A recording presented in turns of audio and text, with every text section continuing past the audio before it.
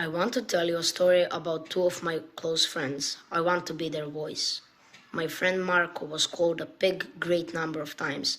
Some kids even brought pictures of pigs to school just to offend him for being overweight. Marco was feeling sad. He cried every day. He even looked at his reflection in the mirror, punched his guts with his fists as strongly as he could, because he believed them.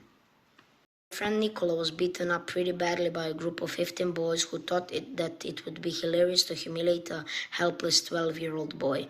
They trapped him and made him do or say things they wanted. If he didn't do it, they would punch him with fists. He managed to get away, but they got him, threw him to the ground and kicked him repeatedly. Marco and Nicola are my great friends. They're straight-A students.